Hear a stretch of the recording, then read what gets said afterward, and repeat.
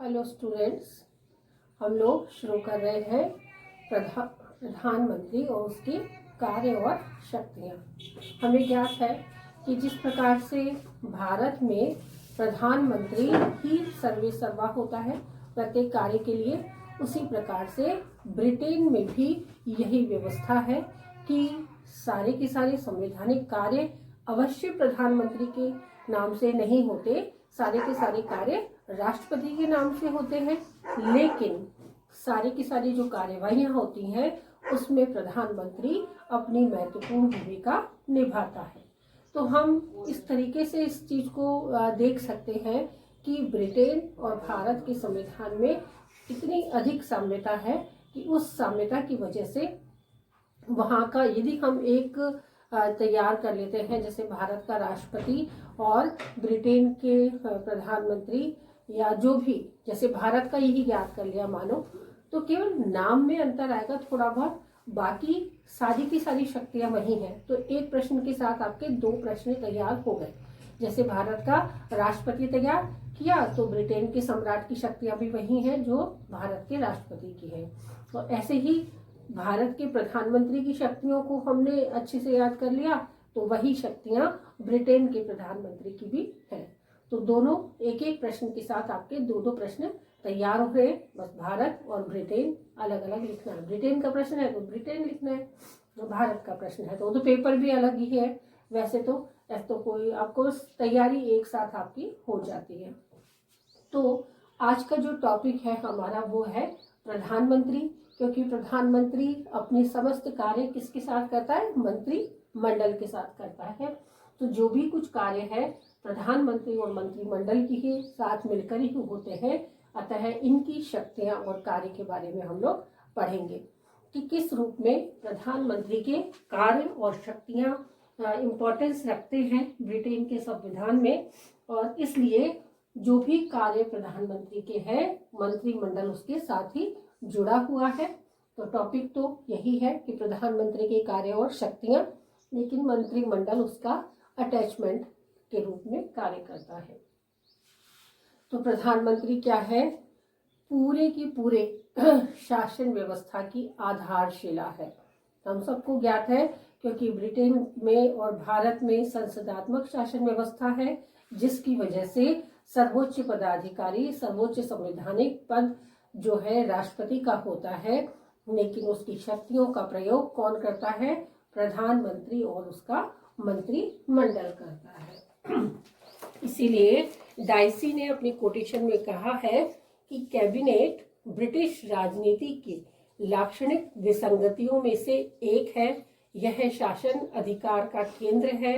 यह वह संस्था है जो लोक सदन को नियंत्रित करती है और राज्य के प्रशासन तंत्र का भी संचालन करती है। ब्रिटिश शासन व्यवस्था में प्रधानमंत्री का सर्वाधिक महत्वपूर्ण स्थान है। यह संपूर्ण संविधान की आधारशिला है और ब्रिटिश मंत्रिमंडल की वास्तविक कार्यपालिका है, और प्रधानमंत्री मंत्रिमंडल का प्रधान होता है। प्रधानमंत्री की बढ़ती हुई शक्तियों के कारण इसे मंत्रिमंडलीय सरकार के स्थान पर प्रधानमंत्री सरकार भी कह दिया जाता है। जो तो समस्त कार्य प्रधानमंत्री मंत्रिमंडल की इच्छा के अनुसार ही करता है, लेकिन फिर भी यदि प्रधानमंत्री की इच्छा दृढ़ है तो फिर मंत्रिमंडल चाहे उसके विरुद्ध विचारधारा रखता हो, लेकिन वो प्रधानमंत्री के विरोध में नहीं जा सकता। उसे प्रधानमंत्री की इच्छा का ध्यान रखना ही होगा और उसी की कार्यवाहियां चलती है। इसीलिए है तो प्रधानमंत्री और मंत्रिमंडल, लेकिन प्रधानमंत्री की इच्छा सर्वोपरि होने के कारण इसे कभी कभी मंत्रिमंडलीय सरकार भी कह दिया जाता है, क्योंकि मंत्रिमंडल का नेतृत्व करता प्रधानमंत्री होता है। तो अब हम आगे बढ़ते हैं इसकी शक्तियां और कार्य के बारे में। प्रधानमंत्री की शक्तियां और कार्य, उसमें पहला कार्य जो है वो है मंत्रिमंडल का निर्माण। कि जैसा अभी हम चर्चा कर रहे थे कि प्रधानमंत्री कोई भी कार्य स्वयं अकेला नहीं करता है, उसका मंत्रिमंडल सदैव उसके साथ होता है। तो प्रधानमंत्री जो कार्य करता है, सबसे पहले अपने मंत्रिमंडल का ही निर्माण करता है। तो जो मंत्रिमंडल है, जैसे हमको ज्ञात है कि जो बहुमत से जिस राजनीतिक दल की विजय होती है, जो विजयी राजनीतिक दल है, उसे सत्ताधारी दल कहा जाता है। और उस दल का जो नेता होता है उसे प्रधानमंत्री के लिए चुना जाता है, और वही प्रधानमंत्री अपनी समस्त कार्यवाहियों को पूर्ण करने के लिए सबसे पहले मंत्रिमंडल का निर्माण करता है। और इस मंत्रिमंडल में वो विशेष रूप से इस बात का ध्यान रखता है कि समस्त जितने भी क्षेत्र हैं हमारे, जैसे ब्रिटेन की बात कर रहे हैं तो ब्रिटेन के प्रत्येक क्षेत्र का प्रतिनिधित्व हो, ब्रिटेन के प्रत्येक राजनीतिक दल का प्रतिनिधित्व हो, और जो व्यक्ति विशेष है जिसे कार्यभार सौंपा जा रहा है विशेष विभाग का, उसमें उसकी रुचि हो, लगन हो, और वो कार्य निष्ठा में परिपूर्ण रूप से कार्य करने में दक्ष हो। इन सब बातों का विशेष ध्यान रखते हुए वो मंत्रिमंडल का चुनाव करता है। और दल की महत्वता तो है ही कि जिस दल का प्रधानमंत्री है तो वो अपने दल के लोगों के बारे में विशिष्ट जानकारी रखता है, और उनकी हिसाब से ही उन्हें अपना पद प्रदान करता है। तो मंत्रिमंडल का निर्माण करना प्रधानमंत्री का पहला महत्वपूर्ण कार्य है कि वैधानिक शब्दावली व शक्तियों के अनुसार मंत्रिमंडल के समस्त व मंत्रियों की नियुक्ति सम्राट प्रधानमंत्री के परामर्श द्वारा ही पूर्ण करता है। किंतु सम्राट की शक्तियों की वास्तविकता यह है कि वह प्रधानमंत्री जिसकी सिफारिश करता है, सम्राट उसी के नाम की घोषणा कर देता है। यद्यपि प्रधानमंत्री अपने सहयोगियों का चुनाव करते समय अपने दल के अंदर विभिन्न व्यक्तियों की स्थिति, उनकी भौगोलिक क्षेत्रों व समुदायों का प्रतिनिधित्व, सदस्यों की दक्षता व उनकी समाज सेवी भावना को ध्यान में रखकर ही सिफारिश करता है, फिर भी समस्त बातों में प्रधानमंत्री की इच्छा ही सर्वोपरि होती है, जिस पर संसद व दल का दबाव नहीं होता। कि संसद और दल उस पर कोई भी दबाव नहीं डाल सकते। प्रधानमंत्री स्वयं ही इसका निर्णय करता है कि कौन सा व्यक्ति मंत्रिमंडल में किस रूप में कार्य करेगा। अगला है मंत्रिमंडल का कार्य संचालन। अब निर्माण हो गया मंत्रिमंडल का, तो उनसे काम भी तो करवाना है। तो वो काम किस रूप में होगा, किस किस को कौन कौन से विभाग सौंपे जाएंगे, और उन विभागों में भी किस रूप में वो कार्य करेगा, इन सब का संचालन भी प्रधानमंत्री ही करता है। तो ब्रिटिश प्रधानमंत्री मंत्रिमंडल का मार्गदर्शक कहा जाता है। वह मंत्रिमंडल की बैठकों की अध्यक्षता करता है। उनकी कार्यविधि पर उसी का नियंत्रण होता है, और अपने अपने विभाग से संबंधित कार्यों पर विधेयकों के संबंध में मंत्रियों को प्रधानमंत्री की राय व आज्ञा लेनी आवश्यक होती है। यद्यपि मंत्रिमंडल के अंतर्गत विभिन्न विषयों की गोपनीयता को बनाए रखा जाता है, किंतु विचार विमर्श की प्रक्रिया को भी अपनाया जाता है तथा विवादास्पद विषय पर मतदान प्रक्रिया भी अपनाई जाती है। तो प्रधानमंत्री मंत्रियों का मार्गदर्शक होता है कि प्रत्येक मंत्री अपने कार्यों को किस रूप में निष्पादित करेगा। तो अपने अपने विभागों के पूर्ण विचार विमर्श के बाद ही प्रधानमंत्री निर्णय लेता है, जिसमें गोपनीयता सर्वोपरि होती है। क्योंकि जब भी कोई कानून बनता है या जब भी कोई बात होती है, तो वो जब तक इम्प्लीकेट नहीं होती तब तक उसे गोपनीय रखा जाता है कि किस पर कौन सी विचार, किस प्रश्न पर कौन सी विचार को अपनाया जाएगा या नहीं अपनाया जाएगा, ये कौन डिसाइड करता है? प्रधानमंत्री करता है। और यदि समय से पहले वो उजागर हो गए तो उसकी जो निष्पक्षता है या उसकी जो कार्य है उनका प्रभाव व्यक्तियों पर पड़ सकता है। तो उसके कार्य संचालन में पूर्ण रूप से ये अपनी भागीदारी निभाता है प्रधानमंत्री और कार्यों को परफेक्शन देता है। अगला है मंत्रिमंडल को भंग करना, क्योंकि जब कार्य निर्माण करना उसका है तो उसका भंग करना भी उसी का कार्य है। कि जिस प्रकार से मंत्रिमंडल का निर्माण हुआ, कोई मंत्री ऐसा है जो अपने कार्य में दक्षता नहीं दिखा रहा है या समय पर वो कार्य पूर्ण नहीं कर पा रहा है या और किसी अयोग्यता के कारण हो सकता है प्रधानमंत्री की नजर में वो ठीक साबित नहीं हो रहा, तो फिर प्रधानमंत्री उस मंत्रिमंडल को भंग कर सकता है। पूरे के पूरे मंत्रिमंडल को भी वो भंग कर सकता है और मंत्रिमंडल को भंग करके पुनः उसका पुनर्गठन भी कर सकता है।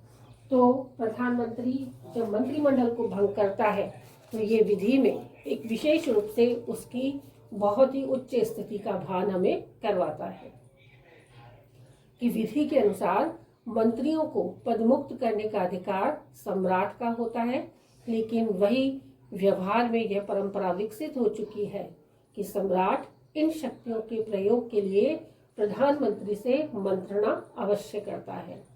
लेकिन यदि प्रधानमंत्री स्वयं ही त्यागपत्र दे दे तो पूरा मंत्रिमंडल भंग हो जाता है। अतः प्रधानमंत्री से अंतिम रूप से असहमत रहने वाले मंत्री को स्वयं ही त्यागपत्र देना होता है। कि यदि किसी मंत्री विशेष से कोई विरोध आ रहा है, प्रधानमंत्री से वो सहमत नहीं है, तो मंत्री स्वयं त्यागपत्र दे देता है, तो ये उपयुक्त रहता है। लेकिन यदि प्रधानमंत्री त्यागपत्र दे दे किसी विरोध के अनुसार तो संपूर्ण शासन व्यवस्था ही, पूरा मंत्रिमंडल ही भंग हो जाता है। अगला है शासन पर नियंत्रण। कि शासन कार्य प्रधानमंत्री और मंत्रिमंडल की सामूहिक कार्यवाहियों में से एक है। तो शासन पर पूर्ण कार्यवाहियां प्रधानमंत्री के मंत्रिमंडल के द्वारा ही की जाती हैं।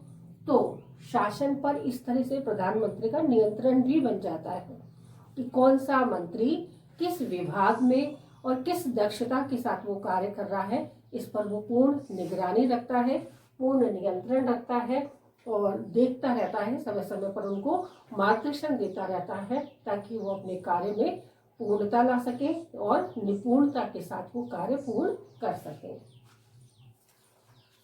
सिद्धांततः ब्रिटिश सम्राट शासन प्रमुख होने के बावजूद भी शासन की समस्त शक्तियों के अधिकारों का प्रधानमंत्री की सलाह से ही पूर्ण करता है। वह शासन के विभिन्न विभागों में समन्वय स्थापित करता है और विभिन्न विभागों में आवश्यक आदेश निर्देश देता है। महत्वपूर्ण राजकीय पदों जैसे बिशप, राजदूत, जज, विभागाध्यक्ष, गवर्नर, गवर्नर जनरल, कमांडर, स्थायी आयोगों और बोर्डों के मुख्य अधिकारियों की जो नियुक्तियां होती हैं वह व्यवहार में प्रधानमंत्री के द्वारा ही की जाती है। और जब समस्त उच्च पदों की नियुक्ति राष्ट्रपति द्वारा जो की जाती है, सिफारिश प्रधानमंत्री ही करता है, तो समस्त विभागों के माध्यम से समस्त आयोगों और बोर्डों के अध्यक्षों की नियुक्ति, तीनों सेनाओं के गवर्नर जनरल या गवर्नर कमांडर्स की नियुक्ति राष्ट्रपति के द्वारा होती है प्रधानमंत्री की सिफारिश पर। तो इसका सार क्या हुआ कि पूरे के पूरे शासन पर नियंत्रण किसका हुआ? प्रधानमंत्री का। अगला है प्रधानमंत्री का मंत्रिमंडल का पुनर्गठन। तो प्रधानमंत्री के पास ये अधिकार होता है कि वो मंत्रिमंडल को भंग कर सकता है। तो ये भी उसी के पास अधिकार है कि जो भंग कर सकता है वही पुनः निर्माण भी कर सकता है। तो प्रधानमंत्री अपनी इच्छा से किसी भी मंत्रिमंडल में फेरबदल कर सकता है, विभागों को बदल सकता है किसी व्यक्ति के, या व्यक्ति विशेष को बदल कर किसी दूसरे मंत्री को भी अपॉइंट कर सकता है। तो ये पूरा का पुनर्गठन मंत्रिमंडल का प्रधानमंत्री के हाथों में ही होता है। प्रधानमंत्री को यह भी शक्ति प्राप्त होती है कि वह अपने मंत्रिमंडल को जब वह जैसे चाहे परिवर्तित कर सकता है, चाहे तो मंत्रियों को बदल दे या फिर विभागों में फेरबदल कर दे। लास्की की कोटेशन है कि प्रधानमंत्री मंत्रिमंडल का केंद्र बिंदु है और वह उसके निर्माण, जीवन व अंत में भी केंद्रीय स्थिति में ही रहता है। तो लास्की ने बहुत ही खूबसूरती से इस बात को समझाया है कि मंत्रिमंडल का केंद्र बिंदु कौन है? प्रधानमंत्री, क्योंकि प्रधानमंत्री के इर्द गिर्द ही सारे विभाग के मंत्री घूमते रहते हैं और उसके आदेश निर्देशों का ही पालन करते हैं। अतः मंत्रिमंडल का जीवन, मंत्रिमंडल का कार्यकाल और मंत्रिमंडल का अंत, इन तीनों में प्रधानमंत्री की केंद्रीय स्थिति होती है। अगला है वैदेशिक मामलों का संचालन। प्रधानमंत्री अपने देश में ही नहीं बल्कि विदेशों में भी अपने राष्ट्र का प्रतिनिधित्व करता है। कोई भी समझौता हो, संधि हो, वार्ता हो, विचार विमर्श हो, देश विदेश की यात्राएं हो, उन सब में प्रधानमंत्री अपने राष्ट्र का प्रतिनिधित्व करता है।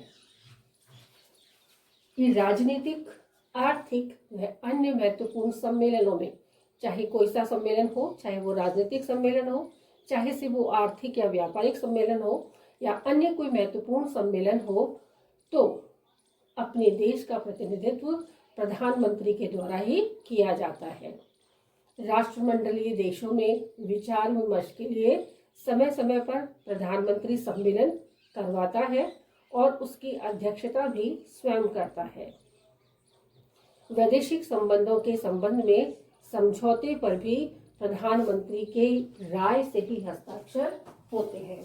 कि ये भी हमें ज्ञात है कि ये जो सम्राट होता है, सम्राट की पास ये अधिकार होता है कि वो संधि, समझौते जो भी करता है उस पर हस्ताक्षर करने के बाद ही वह क्या कर सकता है, वो समझौते मान्य होते हैं।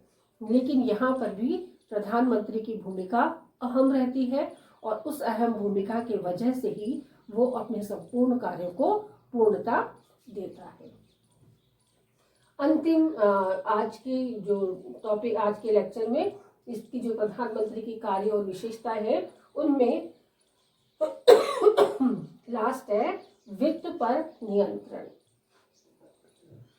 हम जानते हैं कि वित्त विभाग प्रधानमंत्री के अंडर में नहीं होता। किसके अंडर में होता है? राष्ट्रपति के अंडर में होता है। कि भारत की जैसे संचित निधि है, जो भारत की आकस्मिक निधि है या भारत की राष्ट्रीय नीति है प्रतिवर्ष की, उन तीनों पर ही राष्ट्रपति का अधिकार होता है। उसी प्रकार से ब्रिटेन में भी उसका अधिकार प्रधानमंत्री के पास नहीं होता है, वरन किसके पास होता है? चांसलर ऑफ द एक्सचेकर, नाम का डिफरेंस है और ये है चांसलर ऑफ द एक्सचेकर के हाथ में ब्रिटेन का जो वित्त है, वित्त विभाग उसके नियंत्रण में होता है। लेकिन फिर भी प्रधानमंत्री इस वित्त विभाग के पर भी अपना नियंत्रण बनाए रखता है। कैसे? इसे पढ़ते हैं। यद्यपि प्रधानमंत्री के पास वित्त विभाग नहीं होता, यह विभाग चांसलर ऑफ द एक्सचेकर के पास होता है, किंतु फिर भी देश का बजट, आर्थिक नीतियां तथा करों का निर्धारण, जो टैक्स लगाए जाते हैं उनकी बात हो रही है, और आर्थिक नीतियां जो हमारे व्यापार को या हमारे देश को निवेश और व्यापार से जो समृद्ध करती हैं, उन आर्थिक नीतियों में और टैक्स के निर्धारण में प्रधानमंत्री के आदेश महत्वपूर्ण होते हैं और उसके आदेश के अनुसार ही ये सब लागू किए जाते हैं। अर्थात वित्त विभाग में भी प्रधानमंत्री के नियंत्रण से ही कार्य होता है। तो प्रधानमंत्री के नियंत्रण से इन समस्त कार्यों को प्राप्त, ये समस्त कार्य उसी के द्वारा पूर्ण किए जाते हैं। फिर से हम एक बार रिवाइज कर लेंगे इन पॉइंट्स को कि प्रधानमंत्री और मंत्रिमंडल के कार्य और शक्तियां क्या है। कि मंत्रिमंडल का निर्माण करना, मंत्रिमंडल का कार्य संचालन करना, मंत्रिमंडल को भंग करना, शासन पर नियंत्रण स्थापित करना, मंत्रिमंडल का पुनर्गठन करना, वैदेशिक मामलों का संचालन करना और वित्त पर नियंत्रण बनाए रखना प्रधानमंत्री का ही कार्य होता है।